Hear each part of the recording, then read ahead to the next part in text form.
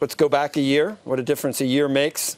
I don't know if the Oxford English Dictionary has defined Davos Geist, Davos Geist, I think, but Davos Spirit Zeitgeist. Yeah. It helps to know where you are, because sometimes it can be so misleading about where we actually are. So absolutely. I mean, this time last year it was all about the Trump bump. Everyone was pretty optimistic about the economic outlook. Now it's more about the Trump slump, or more widely, the problems of populism. And you're looking at Theresa May. In fact, what people are talking about this week as much is not just who's here, but who's not here. Because, of course, we got a lot of the world leaders. They have things at home. Everybody's got a problem at home. You don't even know what home is at this point, and how it's going to turn out. I was in Paris. I was mingling with the vests, with the yellow vests. They were peaceful. And, yes, exactly. You said in your French accent. Exactly. But I can tell you that if it's subsiding, it wasn't clear that it was subsiding on Saturday. And so this is more than coincidence that you don't have to specify which country you're talking about to have the phenomenon. Well, here's the really interesting thing. I took part this morning in Davos in the Trust Barometer that a group called Edelman puts out.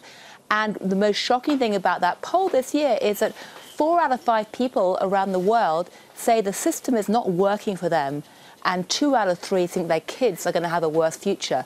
That's a level of pessimism that's fueling that populism that everyone here is worrying about. How does that happen? How does that happen, Fred, in a year? Look, first of all, if you look at it with a long lens, the last 50 years, we've cut global poverty in half. Exactly. If you look at it with a long lens, we've got technological advance that's going to help us decarbonize the planet. If you look at a long lens, there's a lot good that's happened. A lot good has happened because of the system that got set up after World War II. What people are worried about is that's all in danger now. If we decarbonize the planet, we're going to be gone. I know what you're saying. We're in Davos. I got you. I'm with you. I don't want to be drawn and quartered and run out of town, but...